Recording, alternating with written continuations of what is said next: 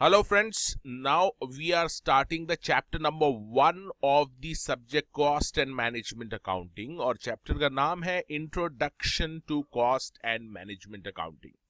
Now first thing you have to remember, ये आपको समझना पड़ेगा कि ये जो chapter है chapter 1 it is totally theoretical chapter, यानी इसके ऊपर जो क्वेश्चन आएंगे इसमें से ये पूरे थ्योरी बेस्ड क्वेश्चन रहेंगे, प्रैक्टिकल्स नहीं है इस चैप्टर में। ये जो थ्योरेटिकल के क्वेश्चंस पूछेंगे, थ्योरेटिकल क्वेश्चन पूछेंगे, ये भी दो तरीके के क्वेश्चन हो सकते हैं। एक हो सकता है कंसेप्ट बेस यानी कंसेप्चुअल क्वेश्चन आ सकता है, और दूसरा हो सकता है कि जनरल क्वेश्चन आपसे पूछे।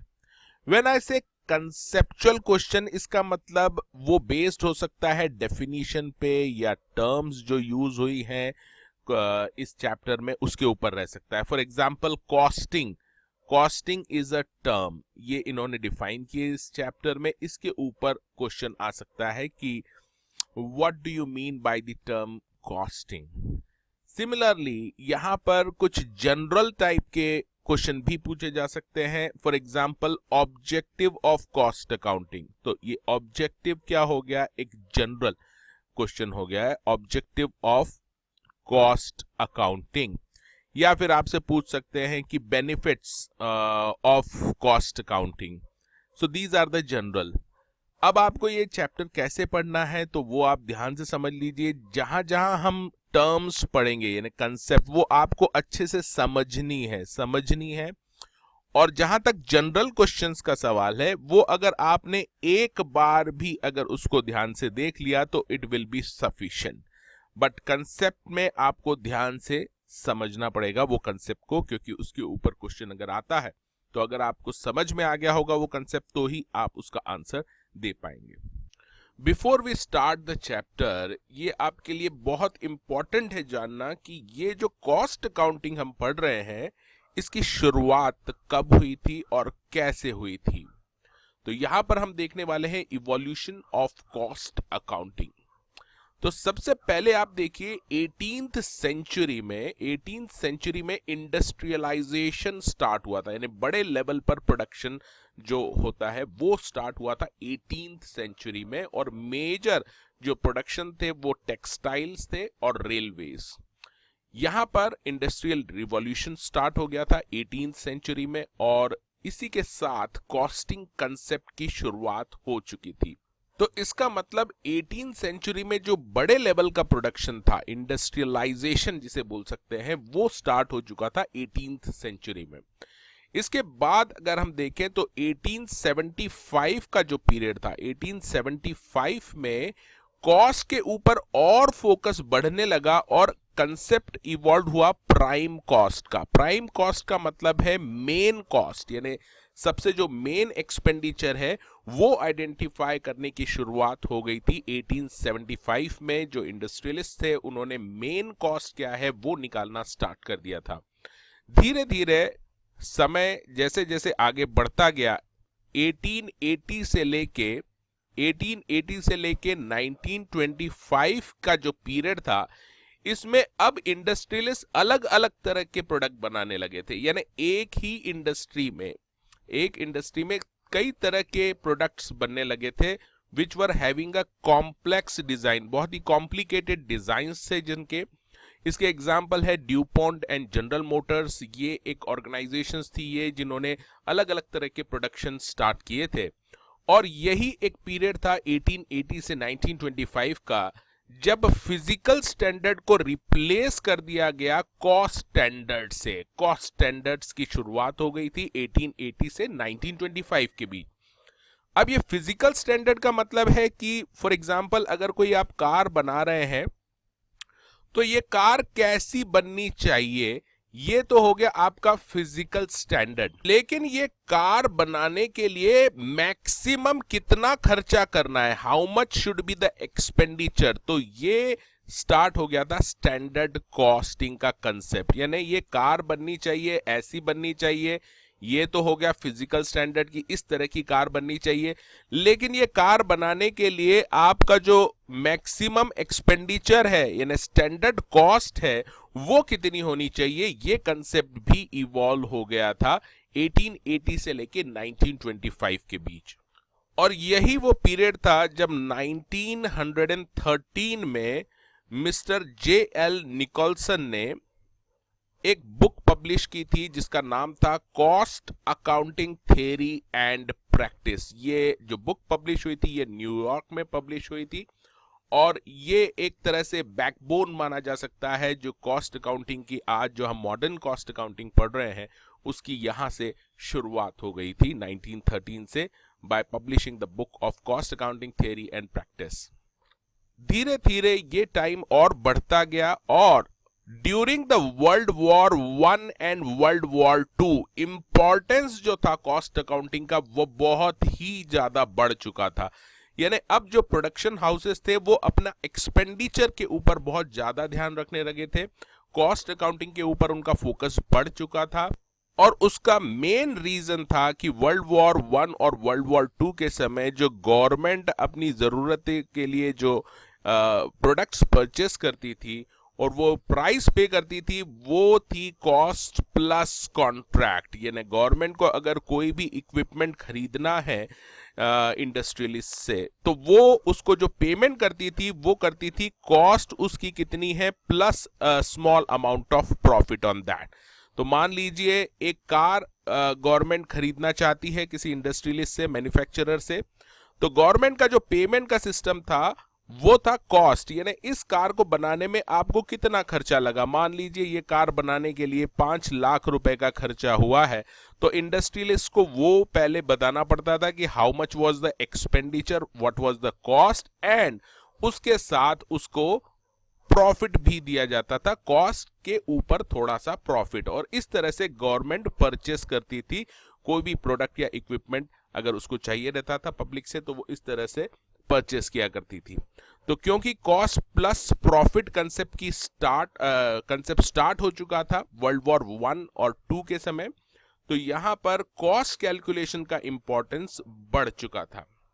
और यही पीरियड था जब इंडिया में भी कॉस्ट इंस्टीट्यूट का जो है वो एस्टेब्लिश हुआ था ये कैलकाटा में और वहां से इंडिया में भी ये कॉस्ट अकाउंटिंग सिस्टम की शुरुआत हो चुकी थी। Now in this subject what we are going to study कि ये जो 18th century से आज तक जो भी डेवलपमेंट हुआ है कॉस्ट अकाउंटिंग में वो सारी जो टर्म्स यूज हुई थी वो सभी हमको यहाँ पर इस सब्जेक्ट में पढ़नी है। हमको समझना है कि what were the terms which were used by these people. यहाँ पर आपको थोड़ा बहुत कंफ्यूजन भी हो सकता है क्योंकि ये समय समय पर कॉस्ट अकाउंटिंग का डेवलपमेंट हुआ है और इसके लिए कोई अलग से लॉ पास नहीं है कि अगर आपको कोई कंफ्यूजन है तो उस लॉ को आप देख लें और उसको इंटरप्रेट करें। तो जो भी अभी तक का डेवलपमेंट है उसके बेसिस पे बहुत सारी टर्म्स यूज हुई हैं, टेक्निक्स यूज हुई हैं, वो सभी हमको इस सब्जेक्ट में पढ़ना है।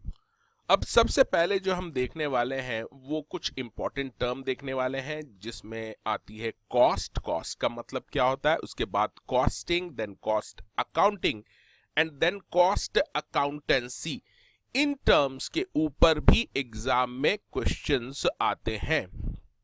सबसे पहली जो टर्म आ रही है वो है कॉस्ट का मतलब है रिसोर्सेस गिवन अप।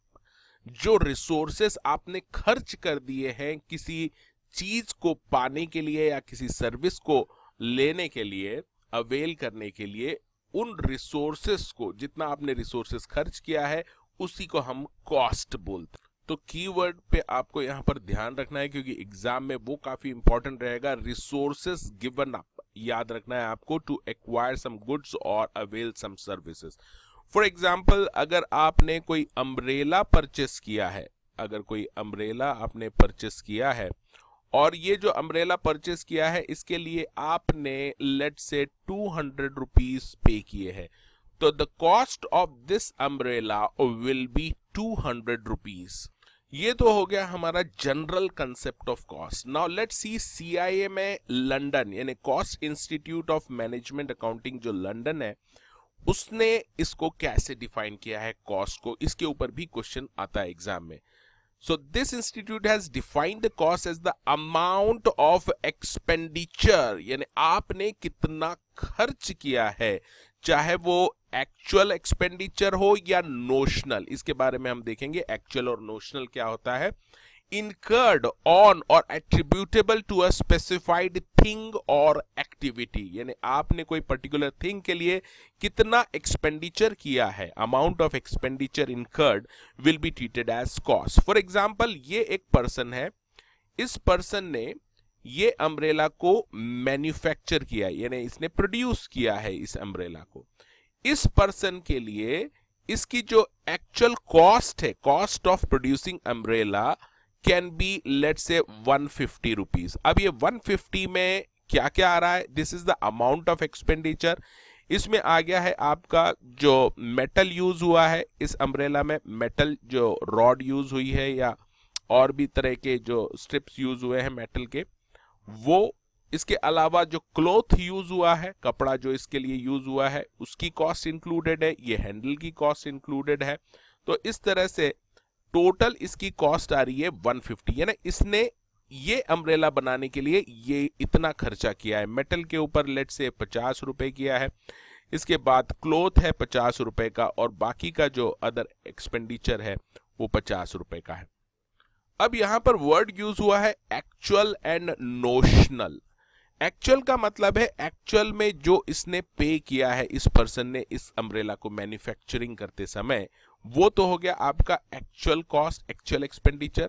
और दूसरा होता है नोशनल। नोशनल एक्सपेंडिचर का मतलब है कि आपने जो टाइम स्पेंड किया है इस अम्ब्रेला को बनाने के लिए, वो टाइम अगर आप कहीं और स्पेंड करते तो कितना अर्न करते। लेट्स से वो अगर इसी अम्ब्रेला को बनाने के लिए जितना टाइम स्पेंड किया है, मान लीजिए 2 आवर्स, ये 2 आवर्स अगर ये खर्च नहीं करता ये पर्सन इस अम्ब्रेला को बनाने के लिए, कहीं और खर्च करता उस टाइम को, तो वो 25 रुपए अर्न कर सकता था। तो ये 25 रुपए ये अर्न नहीं कर पा रहा है क्योंकि ये अम्ब्रेला बनाने में लगा है। तो ये एक तरह से इसने 25 रुपए कहीं पे नहीं किए, बट ये सेक्रीफाइस किया है 25 रुपीज, इसने जो इनकम ये अर्न कर सकता था। इसी को हम बोलते हैं नोशनल एक्सपेंडिचर, जो एक्चुअल में पे तो नहीं किया है बट वो उसने सेक्रीफाइस किया है। तो ऐसे केस में अगर आप इसमें नोशनल कॉस्ट, नोशनल एक्सपेंडिचर भी ऐड कर देते हैं, तो इसकी जो कॉस्ट है वो हो जाएगी 175 रुपीज। तो यहां पर आपको जो मेन चीज याद रखनी है, वो टर्म्स जो यूज हुई है और उस टर्म्स में जो कीवर्ड यूज हुए वो आपको याद रखना है एग्जाम पॉइंट ऑफ व्यू से। आपको समझ में आया है या नहीं आया ये अलग बात है, एग्जाम पॉइंट ऑफ व्यू से जो कीवर्ड्स हैं वो आपको याद रखने हैं। कॉस्ट का मतलब है resources given up in exchange of goods और services, and CIMA London defined the amount of expenditure, whether actual or notional, incurred or attributable to a specified thing or activity। अब यहां पर एग्जाम में question पूछ सकते हैं कि cost include, the term cost include the actual expenditure, और they can say notional expenditure, और both notional and actual expenditure. तो आंसर होगा कि yes, the cost can include expenditure that is actual as well as notional। अब बात करते हैं second term की, दैट इज कॉस्टिंग। अब कॉस्टिंग अगर आप देखें तो एक तरह की ये एक एक्टिविटी है, इट्स अ प्रोसेस और a technique which is use for ascertaining the cost. तो जैसा कि हमने देखा था कि अम्ब्रेला की एक्चुअल कॉस्ट कितनी है, ये पता करने के लिए जो आपने प्रोसेस फॉलो की है, जो टेक्निक यूज की है, उसी को हम बोलते हैं कॉस्टिंग। तो जब पर्सन ये कॉस्ट इसकी कितनी है ये पता लगाने के लिए आपने सबसे पहले मेटल देखा, मेटल कितने रुपीस का यूज हुआ है, उसके बाद क्लॉथ कितने रुपीस का यूज हुआ है, उसके बाद अदर एक्सपेंडिचर क्या हुआ है, उसके बाद नोशनल एक्सपेंडिचर कितना है। ये जो आप प्रोसेस फॉलो कर रहे हैं, ये कॉस्ट पता करने के लिए जो टेक्निक फॉलो कर रहे हैं, उसी को हम बोलते हैं कॉस्टिंग। तो कॉस्टिंग इज अ प्रोसेस और a technique which is use for ascertaining the cost. Further you have to remember that when we say costing is a process और टेक्निक, जब भी कोई आप प्रोसेस यूज करते हैं या टेक्निक यूज करते हैं तो उसके कुछ रूल्स रेगुलेशंस रहते हैं, वो आपको फॉलो करना रहते हैं। So it means the costing consist of principles and rules जो आपको फॉलो करना रहते हैं जब आप कॉस्ट निकालते हैं किसी प्रोडक्ट की, तो रूल्स और प्रिंसिपल्स को भी फॉलो करना पड़ता है। तो you can say that costing consist of principles and rules, and which technique you will apply to determine the cost, it differ from industry to industry. Further, you have to remember that costing differ from industry to industry. यानी हर industry में एक जैसी process नहीं follow होती, एक जैसी technique adopt नहीं होती कॉस्ट निकालने के लिए। डिफरेंट इंडस्ट्रीज में apply different cost techniques, that is process अलग वो यूज कर सकते हैं।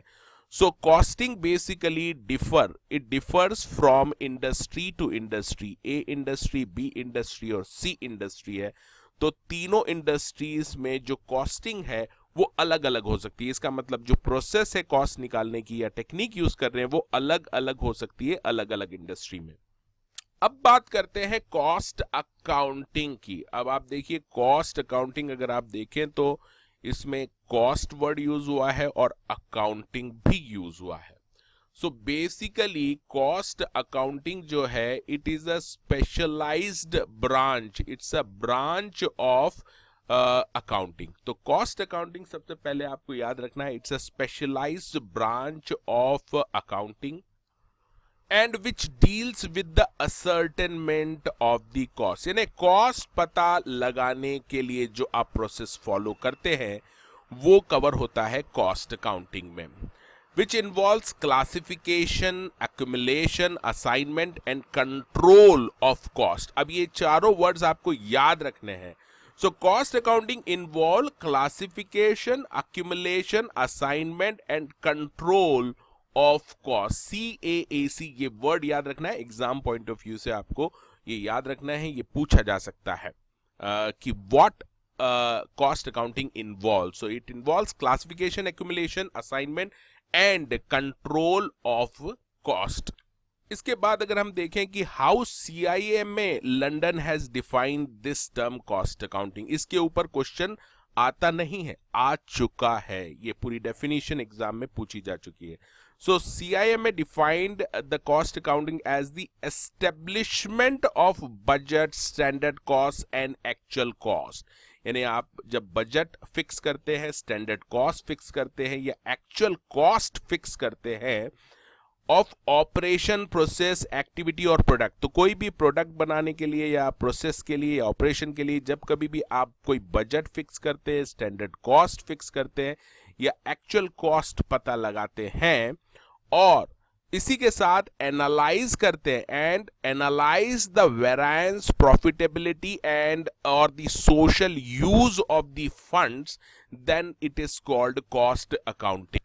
सो यहां पर आपको जो कीवर्ड याद रखने हैं कि CIMA ने जो डिफाइन किया है, it says that cost accounting means the establishment. So पहले तो आप कुछ फिक्स कर रहे हैं, लाइक बजट अलोकेट कर रहे हैं, स्टैंडर्ड कॉस्ट, और फिर एक्चुअल कॉस्ट को आप कैलकुलेट कर रहे हैं। So establishment of these for operation, process, activity और products and the analysis, यानी cost accounting में और क्या आ रहा है साथ में, analysis of variance। variance का मतलब है आपने standard cost fix की थी 2 लाख रुपए और actual cost आ गई है 3 लाख रुपए प्रोडक्ट बनाने की। तो ये जो डिफरेंस आ रहा है इसको हम बोलते हैं वेरायंस। तो इसको एनालाइज करना या फिर इसमें जो प्रॉफिटेबिलिटी है उसको पता करना या इसका जो सोशल यूज हो रहा है फंड्स का, इसको एनालाइज करना, ये सभी कॉस्ट अकाउंटिंग में आ जाएगा। Now let's see the term cost accountancy. The widest term is the cost accountancy. It's an application. अब ये कीवर्ड याद रखना है, आप इसका यूज कर रहे हैं, अप्लाई कर रहे हैं। क्या अप्लाई कर रहे हैं? Application of costing and cost accounting principle, methods and techniques to the science, art, practice of cost control and ascertainment of profitability. तो अगर आप इसके कीवर्ड्स देखें तो आपको ध्यान से अगर देखें तो आपको पता चलेगा कि इट्स एप्लीकेशन, यानी अब आप जो भी आपके पास नॉलेज है कॉस्टिंग का, कॉस्ट अकाउंटिंग का, उसको आप अप्लाई कर रहे हैं किस लिए कर रहे हैं? फॉर कॉस्ट कंट्रोल, यानी आप कॉस्ट को कंट्रोल करना चाहते हैं, कोई भी प्रोडक्ट बनाने के लिए उसको कंट्रोल करना चाहते हैं और पता करना चाहते हैं कि आपको प्रॉफिट कितना हो रहा है। तो कॉस्ट कंट्रोल या फिर प्रॉफिटेबिलिटी के लिए पता करने के लिए आप जब अप्लाई करते हैं कॉस्टिंग या कॉस्ट अकाउंटिंग प्रिंसिपल मेथड या टेक्निक को, तो उसी को हम बोलते हैं कॉस्ट अकाउंटेंसी। इसी के साथ आपको याद रखना है, it includes the presentation of information. अब जो भी इंफॉर्मेशन आपके पास आती है कॉस्टिंग या कॉस्ट अकाउंटिंग में, आपको जो मिलता है information, that presentation of that information is involved in the cost accountancy. और ये जो प्रेजेंटेशन होता है इंफॉर्मेशन का, कॉस्टिंग इंफॉर्मेशन का, it is for the decision making by the managers. तो ये जो भी पर्सन है यहाँ पर इंचार्ज है, ये जो भी प्रोडक्शन हो रहा है यहाँ पर, उसको कॉस्टिंग टेक्निक्स जो है वो यूज करता है, कॉस्ट अकाउंटिंग करता है, उसको रिकॉर्ड करता है प्रॉपरली और फिर उसको प्रेजेंट करता है इस पूरी इंफॉर्मेशन को for the managerial decision making. तो इसी को हम कहते हैं कॉस्ट अकाउंटेंसी। अब यहां पर भी आपको याद रखना है, तीन टर्म्स हमने अभी देखी रिसेंटली। एक है कॉस्टिंग, एक हमने देखा है कॉस्टिंग। ये बहुत ही नैरो है, जिसमें हम प्रोसेस और टेक्निक अप्लाई करते हैं कॉस्ट पता करने के लिए। उसके बाद हमने देखा है कॉस्ट अकाउंटिंग, यानी ये जो प्रोसेस आप अप्लाई करते हैं उसके बाद उसकी जो रिकॉर्डिंग होती है उसको हम बोलते हैं कॉस्ट अकाउंटिंग। और उसके बाद ये पूरा जो इंफॉर्मेशन आपको मिला है, कॉस्ट पता किया है आपने, कॉस्ट अकाउंटिंग यानी रिकॉर्डिंग किया है, उसके बाद जब आप प्रेजेंट करते हैं फॉर मैनेजरियल डिसीजन मेकिंग, तो इसको बोलते हैं कॉस्ट अकाउंटेंसी। तो कॉस्ट अकाउंटेंसी जो है वो वाइडेस्ट टर्म है, ये भी याद रखना है आपको, वाइडेस्ट है। कॉस्ट अकाउंटेंसी में सब कवर हो जाता है, कॉस्ट अकाउंटिंग भी कवर हो जाता है और कॉस्टिंग भी। इसके बाद अगर आप देखें कॉस्ट अकाउंटिंग में कॉस्टिंग भी कवर हो जाता है। और कॉस्ट अकाउंटिंग के बाद अगर आप कॉस्टिंग देखें तो costing is the smallest term, जिसमें केवल ये बोला है कि आप जो टेक्निक यूज कर रहे हैं या प्रोसेस यूज कर रहे हैं कॉस्ट को पता करने के लिए, तो केवल वो जो प्रोसेस या टेक्निक फॉलो कर रहे हैं उसको बोला जाता है कॉस्टिंग। तो तीनों में कभी कभी आपसे क्वेश्चन पूछा जा सकता है which is the widest term. तो वाइडेस्ट टर्म क्या है? Cost accountancy is the widest term, जिसमें सब कुछ आ जाता है, and narrowest term is the costing.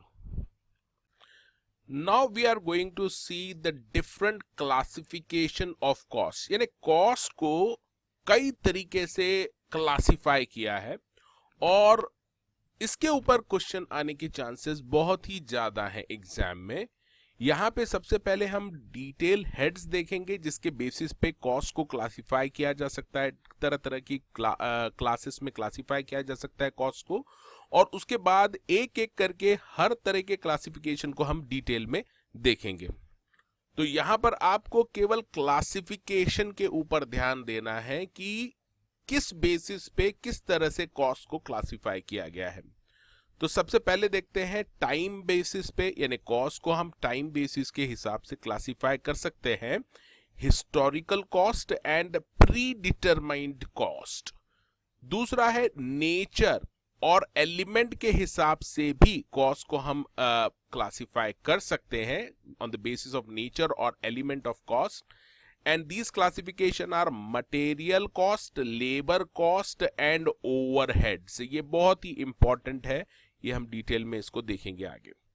इसके बाद कॉस्ट को क्लासिफाई किया जा सकता है ऑन डिग्री ऑफ ट्रेसेबिलिटी, यानी ट्रेस फाइनल प्रोडक्ट में वो दिख रहा है कॉस्ट या नहीं दिख रहा है, ट्रेसेबिलिटी के बेसिस पे भी हम इसको क्लासिफाई कर सकते हैं एज ए डायरेक्ट कॉस्ट और इनडायरेक्ट कॉस्ट। इसके बाद it can be classified as on the basis of association with the product. इसके दो क्लासिफिकेशन है, एक तो प्रोडक्ट कॉस्ट या फिर पीरियड कॉस्ट। सो एसोसिएशन के बेसिस पे कॉस्ट को दो तरीके से क्लासिफाई किया जा सकता है, प्रोडक्ट कॉस्ट और पीरियड कॉस्ट। इसके बाद हम देखते हैं another classification based on the changes in the activity और वॉल्यूम ऑफ प्रोडक्शन, यानी आप कितना प्रोडक्शन कर रहे हैं, 10,000 टन कर रहे हैं या 1,000 टन प्रोडक्शन कर रहे हैं, इस वॉल्यूम के बेसिस पे, एक्टिविटी लेवल के बेसिस पे भी कॉस्ट को क्लासिफाइड किया जा सकता है as a fixed cost, variable cost and semi variable cost. इसके बाद we can classify the cost on the basis of function. Function के बेसिस पे हम अगर क्लासिफाई करें तो मैन्युफैक्चरिंग कॉस्ट हो सकती है, एडमिनिस्ट्रेटिव कॉस्ट हो सकती है, selling cost, research cost and development cost, या फिर प्री प्रोडक्शन कॉस्ट। इसके बाद हम इसको क्लासिफाई कर सकते हैं on the basis of accounting period. So cost can be classified on the basis of accounting period as the capital cost और रेवेन्यू कॉस्ट।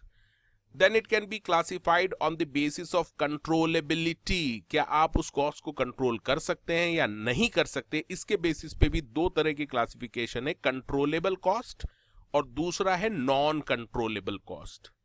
इसके बाद है कॉस्ट का classification on the basis of analytical and decision making purpose, यानी आप जब decision लेते हैं कोई इंपॉर्टेंट बिजनेस का तो उसके बेसिस पे क्लासिफाई अगर करें आप कॉस्ट को, तो opportunity cost, sunk cost, differential cost, joint cost, common cost, imputed cost, out of pocket cost, marginal cost, uniform cost और रिप्लेसमेंट कॉस्ट।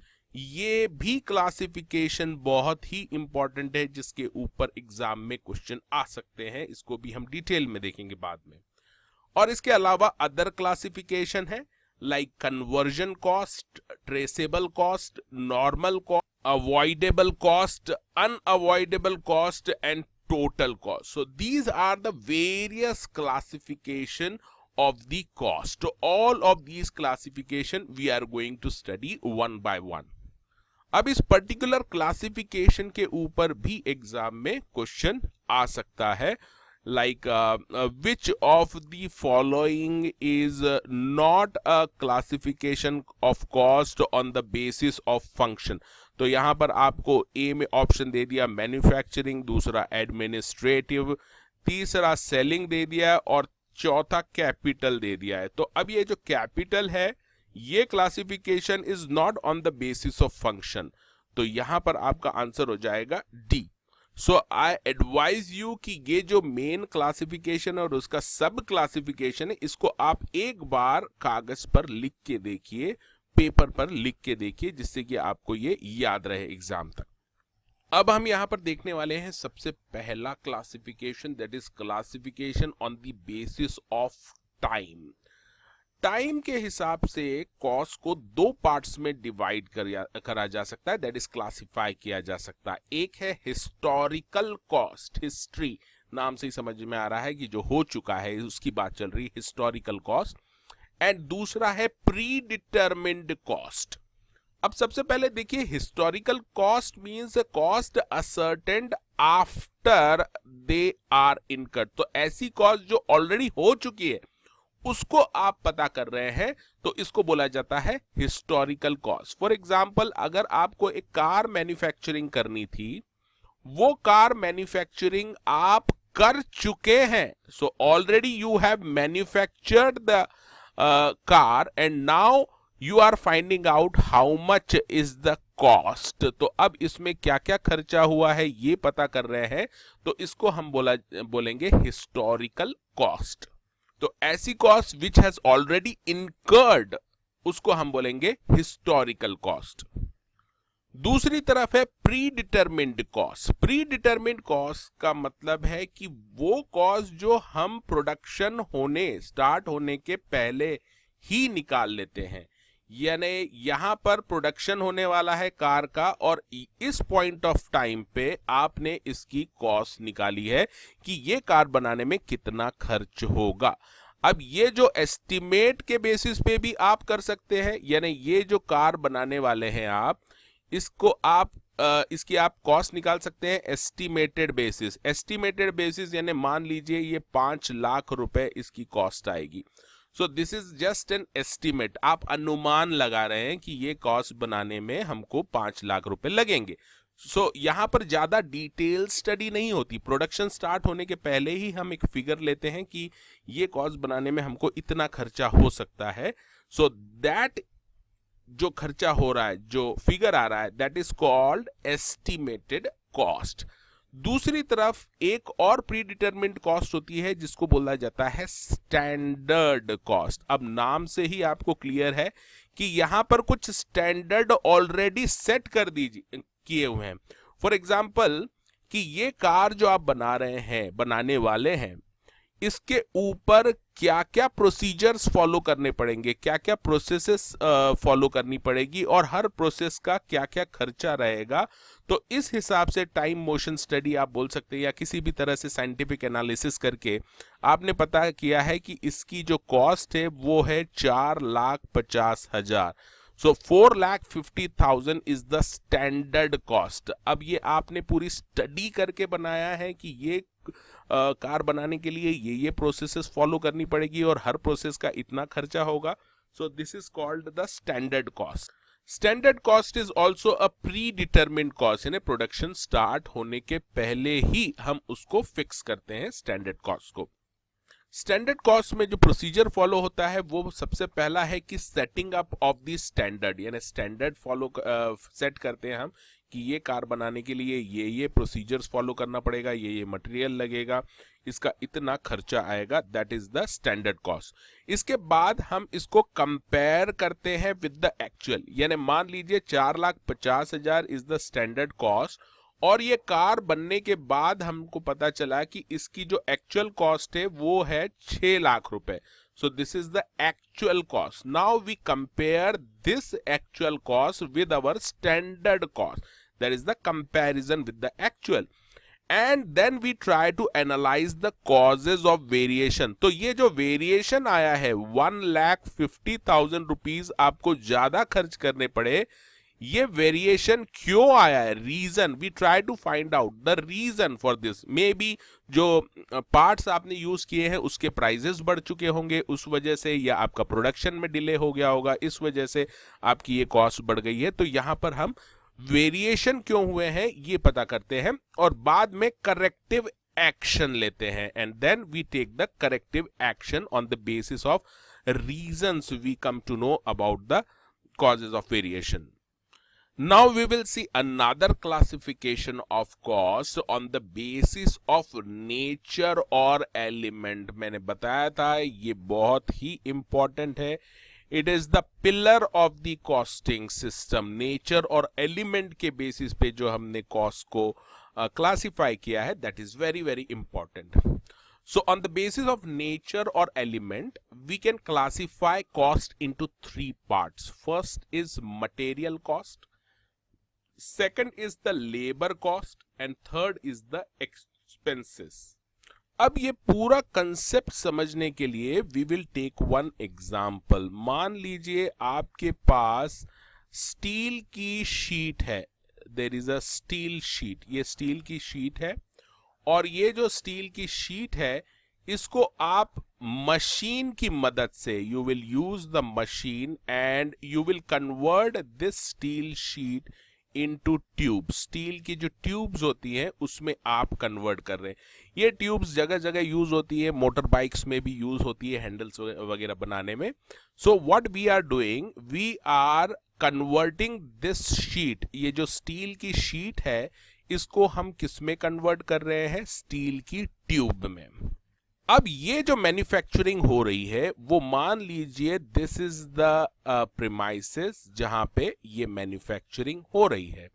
ये मैन्युफैक्चरिंग करने के लिए यहां पर एक प्रोडक्शन मैन है, इंचार्ज है प्रोडक्शन का, ये पूरी मैन्युफैक्चरिंग प्रोसेस को मॉनिटर कर रहा है।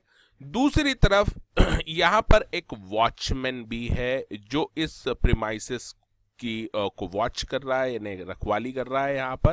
This is the watchman.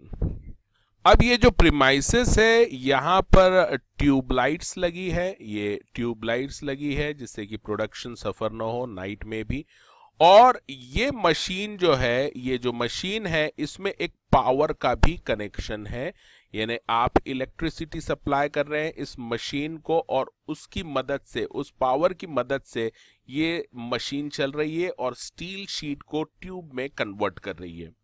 अब ये मशीन ठीक से काम करे इसके लिए यहां पर ग्रीस रखा हुआ है। ग्रीस ये जो लुब्रिकेंट का काम करता है, मशीन ठीक से चले इसके लिए यहां पर ग्रीस रखा हुआ है जो इस मशीन में यूज होता है। इसके अलावा एक कूलेंट यूज होता है। कूलेंट का काम रहता है कि ये मशीन को ठंडा रखता है। Now, with the help of this example, we will try to understand these elements of cost. सबसे पहले देखिए material cost. तो material cost means the cost of the substance used in the manufacturing. ये substance जो आप use कर रहे हैं मैन्युफैक्चरिंग प्रोसेस के लिए, यानी प्रोडक्ट मैन्युफैक्चरिंग के लिए जो भी सब्सटेंस यूज करते हैं उसको हम बोलते हैं मटेरियल कॉस्ट। फॉर एग्जाम्पल, ये जो स्टील यूज हो रहा है, यहां पर स्टील की शीट आप यूज कर रहे हैं। मान लीजिए ये स्टील की शीट की कॉस्ट है 10,000 रुपीज। अब ये जो 10,000 रुपीज आप स्टील की शीट यूज कर रहे हैं, this is a material cost. और मटेरियल में भी कौन सी मटेरियल कॉस्ट है? Direct material. अब आप बोलेंगे कि सर डायरेक्ट मटेरियल क्या होता है, तो वो देख लेते हैं। Direct material means material identifiable in the final product. यानी अगर आप ये स्टील देखेंगे, ये स्टील की जो शीट है, यही स्टील से ये ट्यूब बन रही है, यानी ये जो फाइनल स्टील की जो ट्यूब बनी है, ये आप इजीली आइडेंटिफाई कर सकते हैं कि ये इसी शीट से बनी हुई है। ये पूरा का पूरा स्टील यहां पर यूज हुआ है। That is the reason we will call it as a direct material cost. दूसरी तरफ होता है इनडायरेक्ट मटेरियल कॉस्ट। तो मटेरियल दो तरह का हो सकता है, डायरेक्ट मटेरियल कॉस्ट और दूसरा indirect material. Indirect material cost वो मटेरियल कॉस्ट होता है जो फाइनल प्रोडक्ट का पार्ट नहीं होता। जैसे अभी आपने देखा स्टील जो है वो तो ट्यूब में आ रहा है as it is, you can see that, but ये जो ग्रीस और कूलेंट है ये भी तो मटेरियल है, लेकिन ये कैसे मटेरियल है? इनडायरेक्ट मटेरियल कॉस्ट है, क्योंकि ये ग्रीस यूज तो हो रहा है मैन्युफैक्चरिंग प्रोसेस में, कूलेंट भी यूज हो रहा है, लेकिन फाइनली ये ट्यूब में ग्रीस नहीं आता। So that is the reason कि ये जो इनडायरेक्ट मटेरियल इनको कहा जाता है, क्योंकि ये फाइनल प्रोडक्ट का पार्ट नहीं होता। तो मान लीजिए इसमें जो ग्रीस यूज हो रहा है और कूलेंट यूज हो रहा है वो मान लीजिए 1,000 रुपीज का हुआ है। सो 1,000 rupees is the indirect cost of material.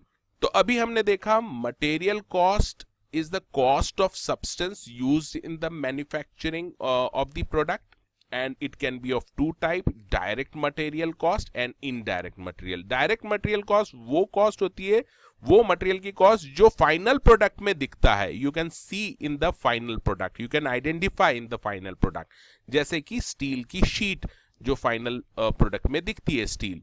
दूसरी तरफ इनडायरेक्ट मटेरियल वो मटेरियल कॉस्ट होती है जो फाइनल प्रोडक्ट का पार्ट नहीं होती, जैसे ग्रीस एंड कूलेंट ये फाइनल प्रोडक्ट का पार्ट नहीं होते, but still it is a material cost, so it is called indirect material.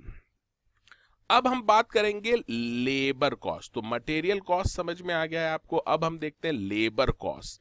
Labour cost means the cost of human efforts, जो इंसान यानी ह्यूमन एफर्ट्स लगते हैं प्रोडक्शन में, वो जो एक्सपेंडिचर है उसको हम बोलते हैं लेबर कॉस्ट। अब लेबर कॉस्ट भी दो तरह की हो सकती है, एक हो सकती है डायरेक्ट लेबर कॉस्ट और दूसरी हो सकती है इनडायरेक्ट। अब direct labour cost means the cost directly involve in the production. For example यहां पर देखिए 2 पर्सन्स इन्वॉल्व है इस पूरी प्रोडक्शन प्रोसेस में, लेकिन इसमें से ये जो पर्सन है ये डायरेक्टली इन्वॉल्व है, this person is directly monitoring this manufacturing process, so this is called a direct labour. So direct labour में आप इसको जो भी पेमेंट करेंगे, whatever payment you are making, let say 5,000 रुपए आप इसको पे कर रहे हैं, so this 5,000 rupees paid to this person who is monitoring the entire manufacturing process, it will be treated as a direct labor cost.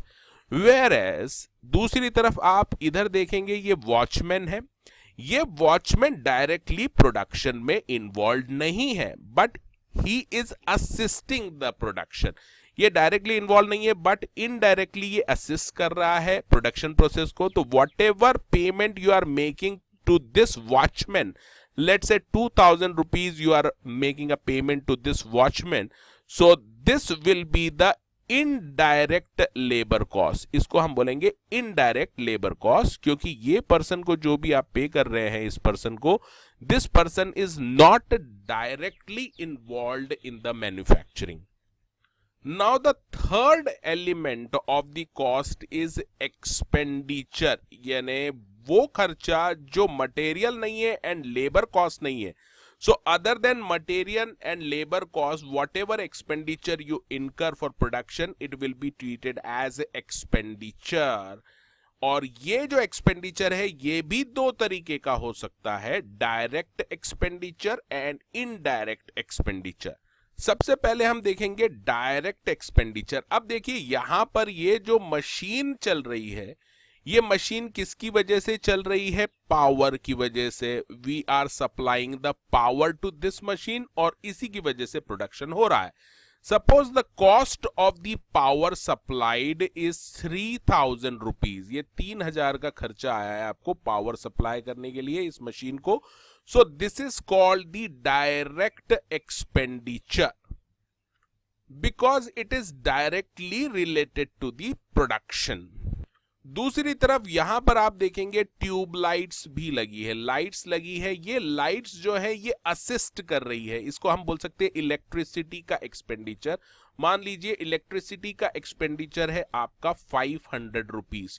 So these lightings are assisting this manufacturing process. तो this expenditure of electricity of 500 is a indirect expenditure.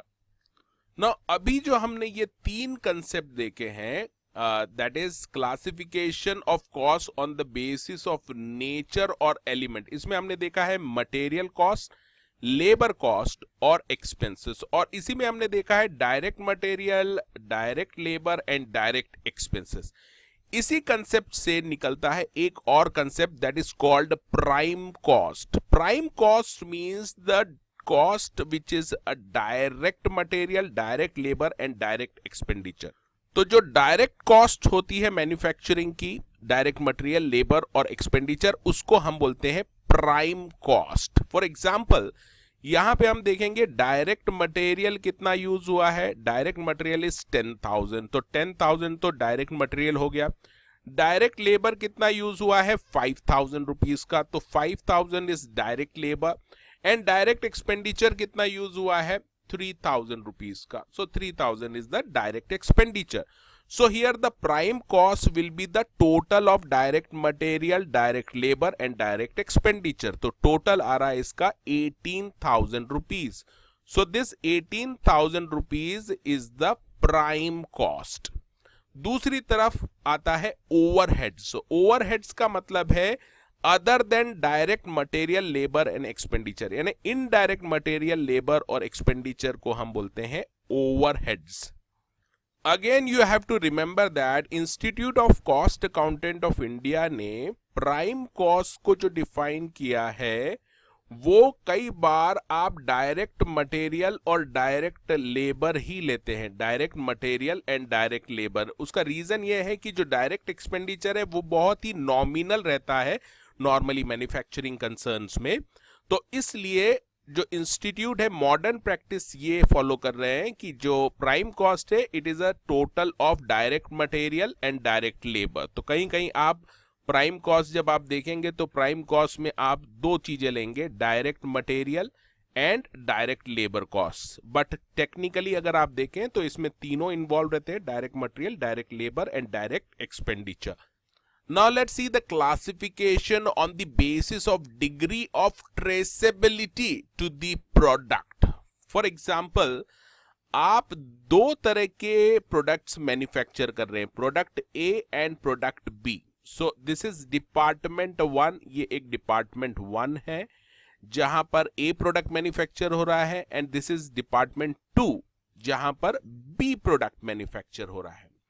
Now here we can classify the cost on the basis of traceability like direct cost and indirect cost. So direct cost means that cost that can be traced to the final product or the cost center. ये दोनों word याद रखना है. ऐसी cost जो final product या फिर cost centre को इजीली आप आइडेंटिफाई कर सकते हैं कि ये इससे रिलेटेड है, उसको हम बोलेंगे डायरेक्ट कॉस्ट. और ये जो डायरेक्ट कॉस्ट रहती है इसको आप अलोकेट करते हैं, ये वर्ड कीवर्ड है, ये याद रखना है, अलोकेट करते हैं directly to that cost centre. For example, suppose ये आपका टोटल रॉ मटेरियल है 1 लाख रुपीस का. कितने रुपीस का है? 1 लाख रुपीस का रॉ मटेरियल आप यूज करने वाले हैं प्रोडक्शन में ए और बी प्रोडक्ट को मैन्युफैक्चर करने के लिए. अब ए प्रोडक्ट को मैन्युफैक्चर करने के लिए आपने कितना रॉ मटेरियल यूज किया है? 75,000 रुपीस का. अब ये क्लियरली विजिबल है कि ए प्रोडक्ट के लिए आपने कितना यूज किया है रॉ मटेरियल? 75,000 रुपीस का. इसी तरह से बी प्रोडक्ट को मैन्युफैक्चर करने के लिए आपने कितना रॉ मटेरियल यूज किया है? 25,000 रुपीस का. Now this cost of raw material can be easily traced as per the products. So this cost of raw material 75,000 and 25,000, it is a direct cost and it is allocated to that cost center. तो department 1 जहां पे ए product manufacture हो रहा है उसको ये charge हो जाएगी 75,000 चार्ज हो जाएगी रॉ मटेरियल की कॉस्ट, और डिपार्टमेंट 2 जहां पे बी प्रोडक्ट मैन्युफैक्चर हो रहा है वहां पे 25,000 रुपीज रॉ मटेरियल की कॉस्ट डायरेक्टली अलोकेट हो जाएगी, चार्ज हो जाएगी, क्योंकि आप इजीली आइडेंटिफाई कर सकते हैं. दूसरी तरफ होता है indirect cost. Indirect cost are common cost, ये कीवर्ड याद रखना है, common cost that can not be easily traceable in the single product. यानी वो इजीली आप ट्रेस नहीं कर सकते हैं कि ये कॉस्ट ए प्रोडक्ट के लिए हुई है या बी प्रोडक्ट के लिए हुई है. फॉर एग्जाम्पल, ये ए और बी प्रोडक्ट बनाने के लिए जो आपको इलेक्ट्रिसिटी का खर्चा हुआ है वो हुआ है 5,000 रुपीज. अब ए डिपार्टमेंट ने कितना यूज किया है इलेक्ट्रिसिटी को और बी ने कितना यूज किया है ये आपको नहीं पता, इजीली आपको नहीं पता चल रहा है. टोटल आपका इलेक्ट्रिसिटी का बिल है 5,000. तो ये जो इलेक्ट्रिसिटी का खर्चा हुआ है 5,000, this cost is a indirect cost because we can not easily identify कि ये ए प्रोडक्ट के लिए इलेक्ट्रिसिटी यूज हुई है या बी के लिए. So in that case we apportion this cost to A and B product, that is department A, department 1 और डिपार्टमेंट 2 को हम ये 5,000 की कॉस्ट जो है वो अपोर्शन करते हैं, डिस्ट्रीब्यूट करते हैं on the basis, some basis. अब यहां पर जो अपोर्शनमेंट होगा ये इनडायरेक्ट कॉस्ट का वो किसी बेसिस पे होता है, सम बेसिस. तो यहां पर आप देखिए नंबर ऑफ लाइट पॉइंट्स हैं. ए डिपार्टमेंट ने जो लाइट पॉइंट्स यूज किए हैं वो कितने किए हैं? 3 light points.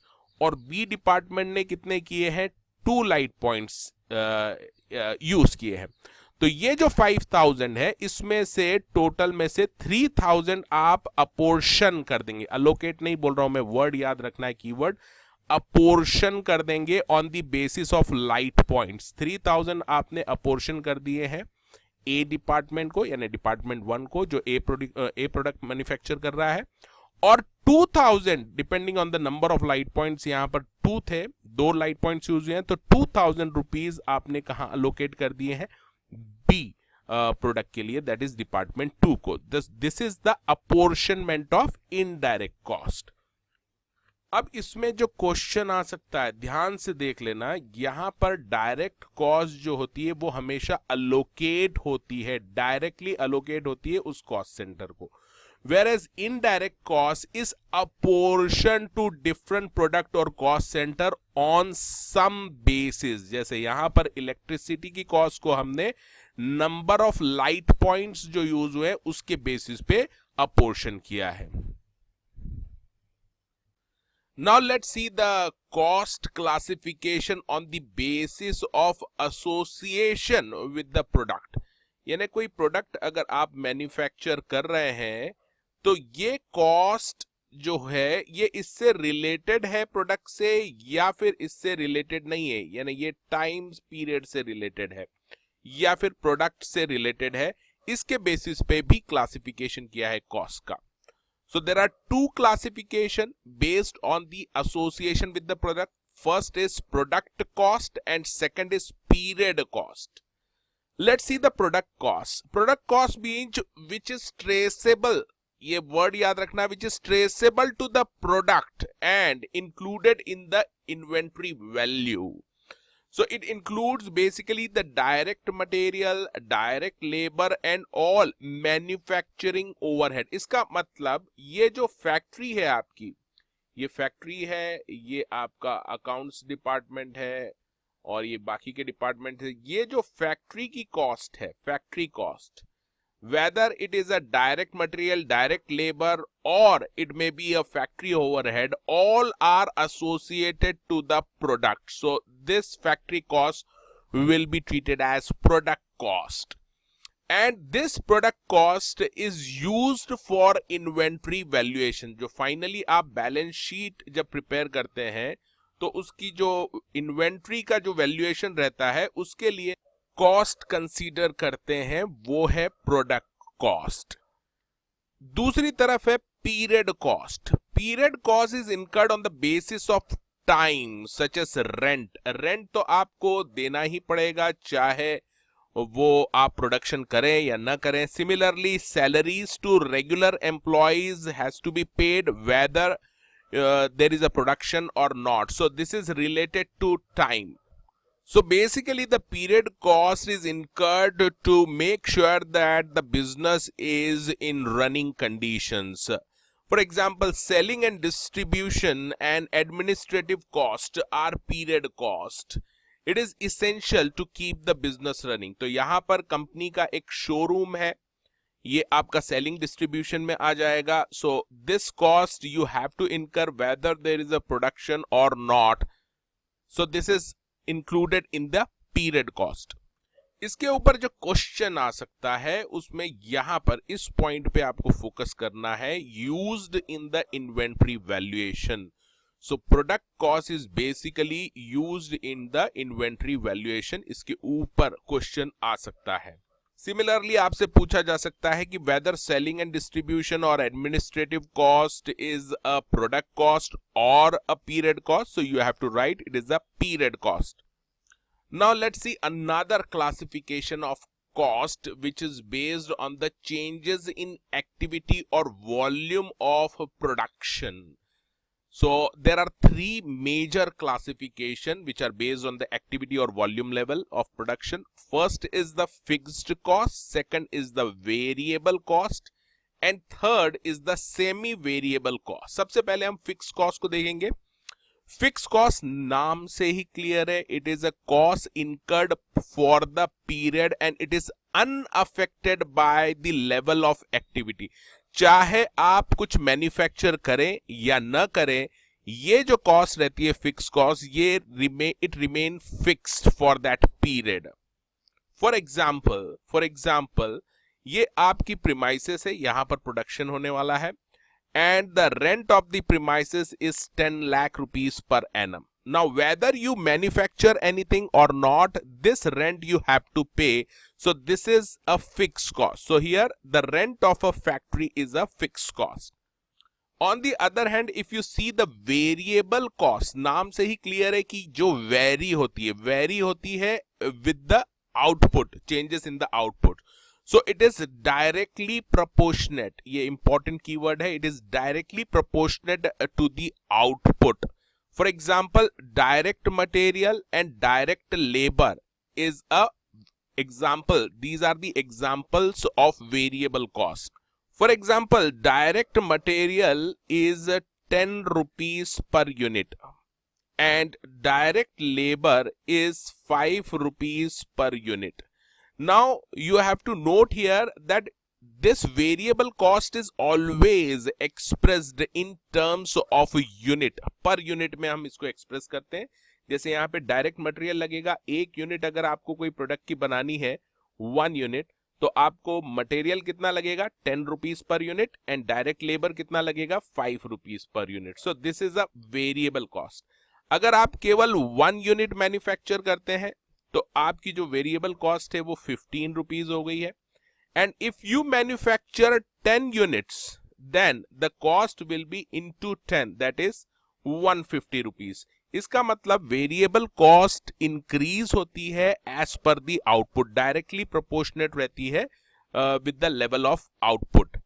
Again you have to remember variable cost is a relative concept. यानी ये हम मान के चलते हैं there are certain conditions which exist and on the basis of that we determine the variable cost. For example कि हमने जो रॉ मटेरियल यूज किया है वो ए ग्रेड का यूज किया है. There are 2 grades of raw material, A grade and B grade.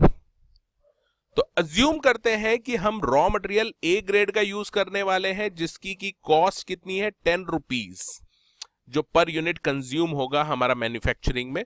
So variable cost will remain 10 rupees. But अगर हमने बी ग्रेड का रॉ मटेरियल यूज किया है तो हमारी variable cost per unit change हो जाएगी, क्योंकि बी ग्रेड का मटेरियल सेम प्राइस का नहीं है. लेट्स से बी ग्रेड का अगर मटेरियल यूज करते हैं तो पर यूनिट मैन्युफैक्चरिंग करने के लिए आपको केवल 5 रुपीज का रॉ मटेरियल ही यूज करना पड़ता है बी ग्रेड का.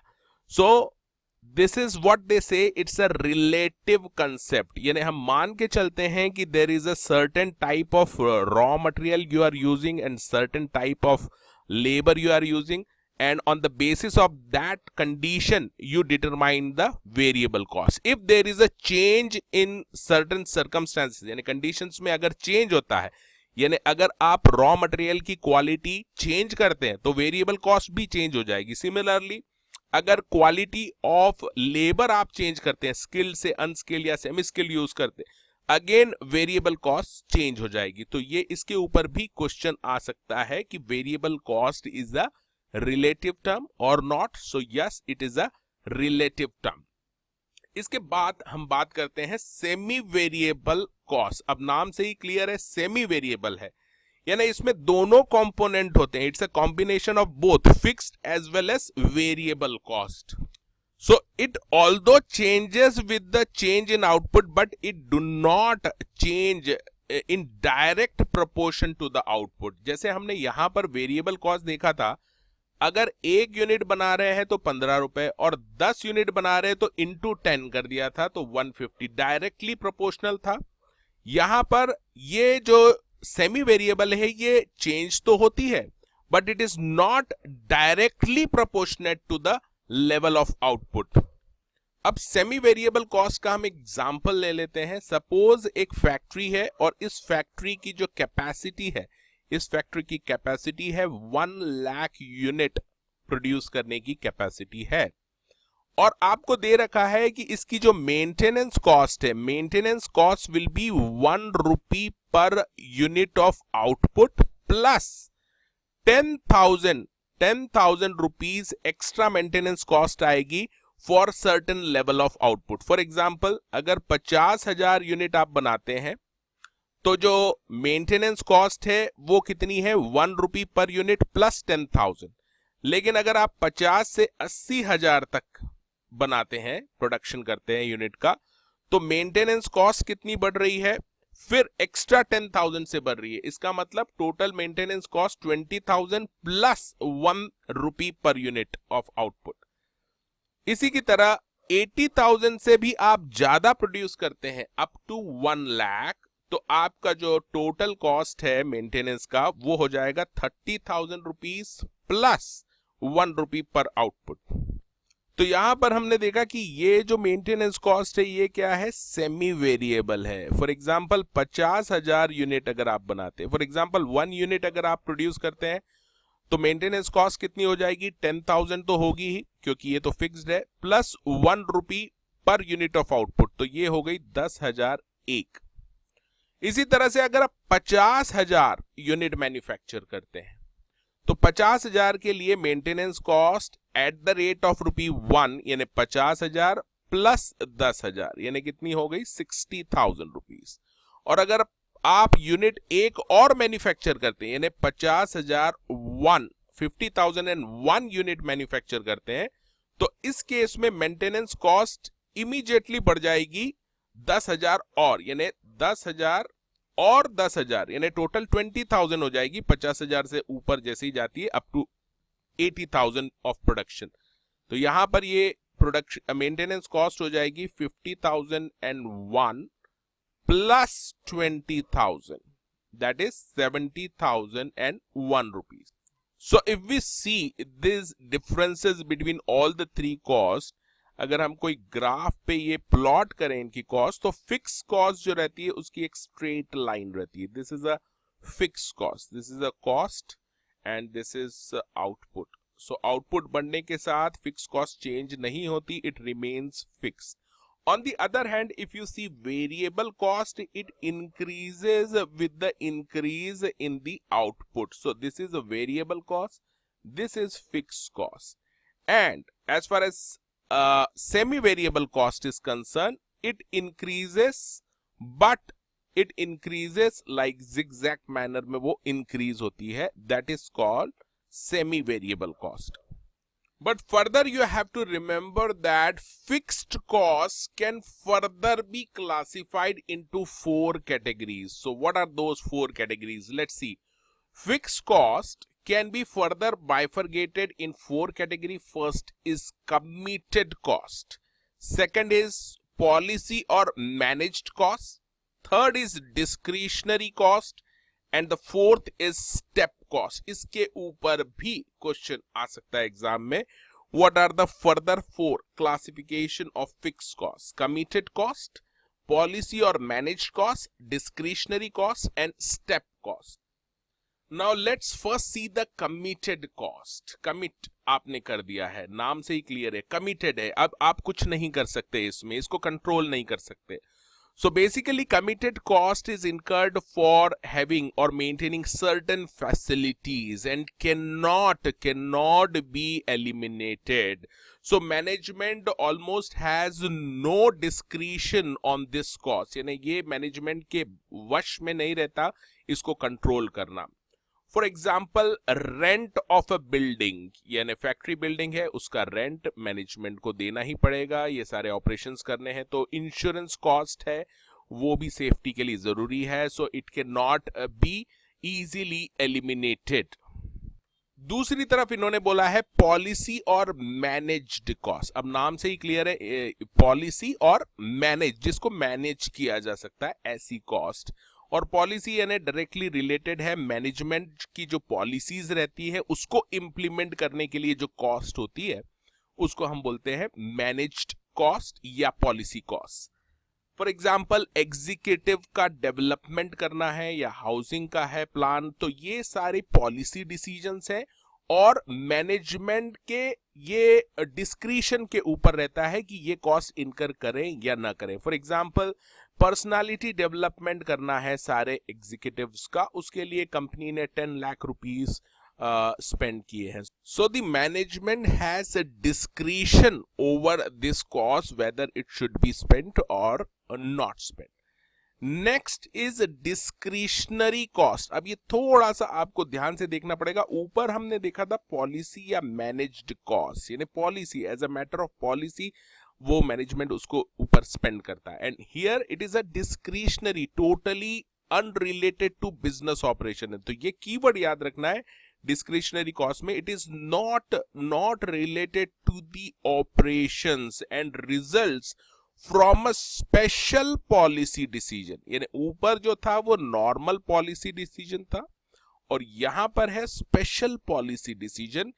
लाइक न्यू रिसर्चेस, अगर कंपनी चाहती है कि कोई न्यू रिसर्च हो उसी से रिलेटेड या कुछ नए प्रोडक्ट्स के लिए, सो company can spend certain amounts, let's say 50 lakhs. So this is totally discretion that company should go for that research or not, and it can be eliminated or reduced to desirable level. तो company अगर चाहे तो ये जो research के लिए खर्च कर रही है 50 लाख, चाहे तो ये करे 50 लाख या फिर ओनली 5 लाख रुपीस खर्च करे या बिल्कुल ही ना करे. सो टोटल डिस्क्रिशनरी कॉस्ट है and which is not related to operations of the business. ये पॉइंट याद रखना है डिस्क्रिशनरी कॉस्ट में.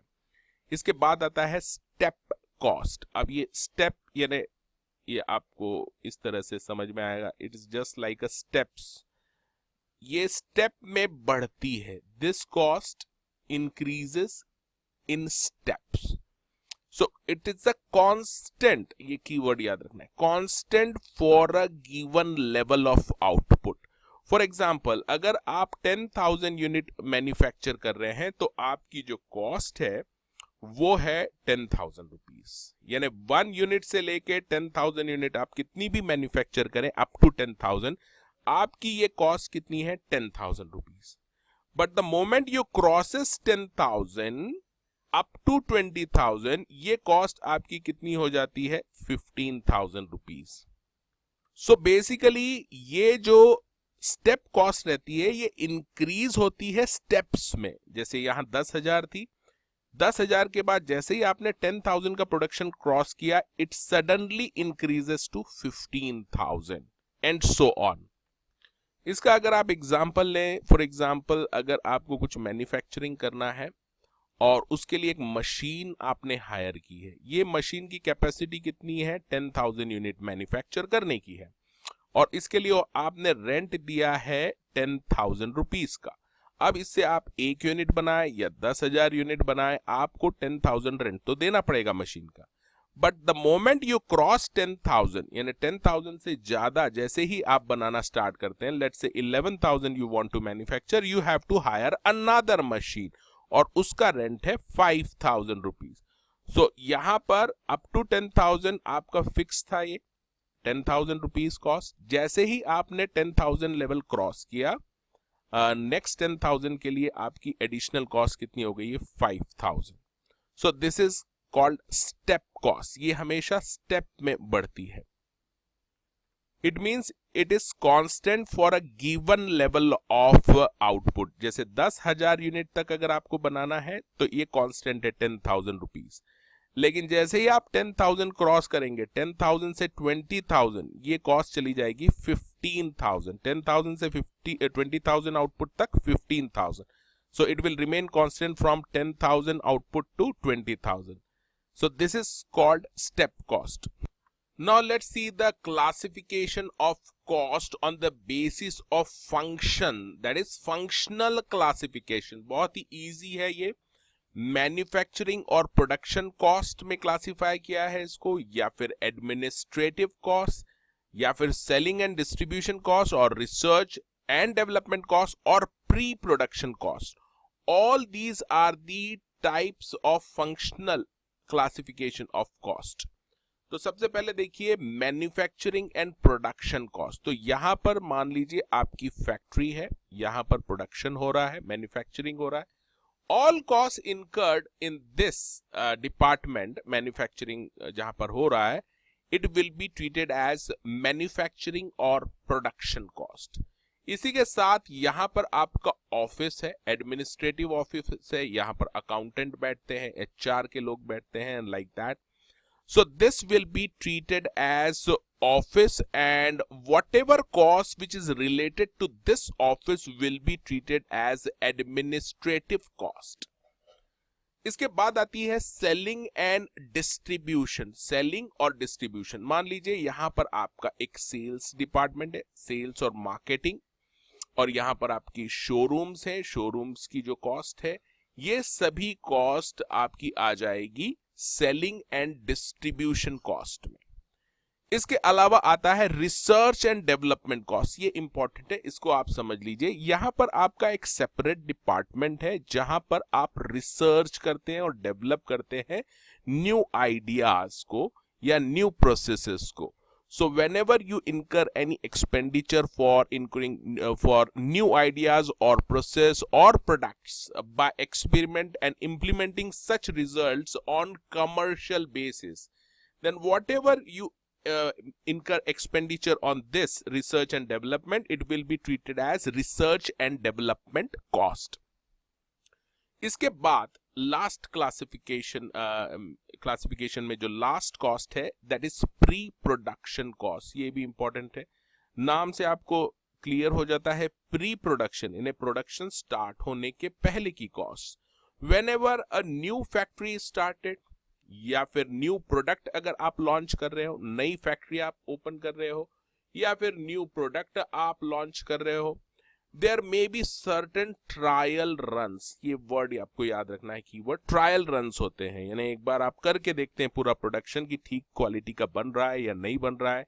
सच कॉस्ट, ये जो भी ट्रायल रन्स होंगे इसकी जो कॉस्ट रहेगी, it will be treated as pre production cost and it will be treated as deferred revenue expenditure. अब डेफर्ड रेवेन्यू एक्सपेंडिचर का मतलब है कि यहां पर आपकी मान लीजिए कॉस्ट हुई है 50,000 रुपीज की for trial run.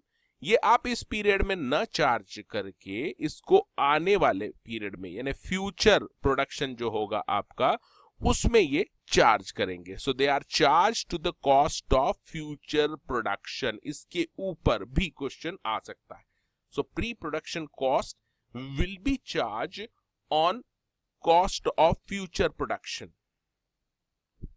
Now let's see another classification of costs on the basis of relationship with the accounting period. So this is your accounting period.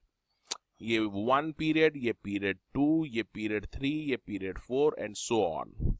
Now आपने अगर कोई cost incur की है और उसका जो benefit है वो particular period में ही मिलता है, for let's say this period 1 में ही पूरा exhaust हो जाता है उसका benefit, then this cost will be treated as a revenue cost. जैसे rent, अगर आपने कोई rent पे किया है 1 साल का, तो उसका जो benefit है आपको वो rent पे करने का, वो कब तक मिलेगा? 1 साल तक. नेक्स्ट ईयर फिर से आपको रेंट पे करना पड़ेगा. So this is called revenue cost when it is related to a particular period. And if the cost is such that you are getting the benefit for a future period as well. For example, अगर आपने कोई machine purchase कर ली है, let's say 50,000 रुपए की machine purchase की है 50,000 rupees की, एंड इसकी लाइफ है 5 ईयर्स, 5 साल की इसकी लाइफ है. तो ये मशीन आप पूरा एक ही पीरियड में यूज नहीं करेंगे, you will be using it for 5 years. तो ये जो कॉस्ट है आपकी 50,000, it will be treated as capital cost. और ये जो कैपिटल कॉस्ट है इसको हम इनिशियली एसेट ट्रीट करते हैं. एज पर अकाउंटिंग आपको पता होगा, it is a asset, machine जो आप परचेस करते हैं, और धीरे धीरे इसको आप P&L में चार्ज करते हैं on the basis of depreciation. Depreciation आप हर साल चार्ज करते जाते हैं. So the important thing is that cost will be classified as a capital cost if there will be a benefit to the future period as well. यानी current period से आगे future period में भी अगर उस expenditure का benefit मिलता है, so it will be treated as capital cost. And if the benefit are expired within the current period, then such cost will be treated as revenue cost. Now let's see the classification of costs on the basis of controllability. यानी कोई अगर cost incur हो रही है तो उसको या तो आप कंट्रोल कर सकते हैं, यानी उसको और कम कर सकते हैं, या फिर you cannot control that cost. So on the basis of controllability, cost can be divided into 2 parts, controllable cost and second is non-controllable cost. अब non-controllable क्लियरली आपको समझ में आ गया होगा कि cost which is not subject to control at any level of managerial supervision. तो जो cost होनी ही है जिसको आप कंट्रोल नहीं कर सकते, उसे हम कहेंगे non controllable cost. Now let's see the controllable cost. इसके ऊपर क्वेश्चन आने के चांसेस भी हैं. सबसे पहले आप डेफिनेशन देखिए विच इज डिफाइंड बाय सीमा, यानी chartered institute of management accountant. has defined controllable cost as a cost which can be influenced by the budget holder. अब ये कीवर्ड आपको दोनों याद रखने हैं. ऐसी कॉस्ट जो कि इन्फ्लुएंस हो सकती है by the budget holder. But again you have to remember these controllable cost are not totally controllable. यानी पूरी तरह से आप इसको कंट्रोल नहीं कर सकते, बट कुछ लेवल तक इसको आप कंट्रोल कर सकते हैं. For example the cost of wastage, जो आपका वेस्टेज होता है प्रोडक्शन में, वो मान के चलते हैं कि 50,000 रुपीज का आपका वेस्टेज होता है. बट इफ जो सुपरवाइजर है उन्होंने अगर ठीक से प्रोडक्शन किया, लाइक प्रोसीजर पूरा करेक्टली फॉलो किया, so this wastage can be reduce to 20,000 or maybe any figure. So that means that these costs, controllable costs, are those costs which can be influenced by the budget holder. जिसको हम budget allocate करते हैं, जो person वहां पर काम कर रहा है फ्लोर पे, वो उसको इन्फ्लुएंस कर सकता है by his work. Further, you have to remember that some controllable costs are partly controllable by one person and partly by another. For example, maintenance cost. अब मेंटेनेंस कॉस्ट यूज होती है like machine equipment, उसको maintenance के लिए. तो यहाँ पर दो पर्सन हैं जो इस कॉस्ट को इन्फ्लुएंस कर सकते हैं. One is the production manager, जो उस मशीन को यूज करते हैं, और दूसरा है मेंटेनेंस मैनेजर, जो उसका मेंटेनेंस करते हैं. दोनों मिलके इस मेंटेनेंस कॉस्ट को कंट्रोल कर सकते हैं. And now we are going to see the most important comment which was given by Mr. Balcony. He has mentioned following fallacies. इसका मतलब misconception about the controllable cost. So as per Mr. Balcony's, he says that there are misconceptions about controllable cost. So these all are not true. It means these are false conceptions. यानी इसका मतलब है कि ये misconceptions हैं लोगों के mind में. He says that all variable costs are controllable and fixed costs are not controllable. This is not true as per Mr. Balcony. So you have to remember it's a misconception कि all variable costs are controllable and fixed are not. So it's a misconception. Second, he says that all direct costs are controllable and indirect costs are not controllable. This is also false as per Mr. Balcony's. He says that this is also a misconception कि direct cost controllable होती है और indirect cost controllable नहीं होती. ये भी एक तरह का मिसकंसेप्शन है. तीसरा मिसकंसेप्शन ये कहता है कि all long term cost are controllable. This is also misconception. जरूरी नहीं है कि सारी लॉन्ग टर्म कॉस्ट कंट्रोलेबल ही हो. देयर मे बी कंट्रोलेबल और it may not be controllable. तो कहने का मतलब है ये मिस्टर बैल्कनी के रिमार्क थे. He has pointed out certain fallacies, that is misconception about the controllable cost, और इसके ऊपर एग्जाम में क्वेश्चन आने के चांसेस बहुत ज्यादा हैं.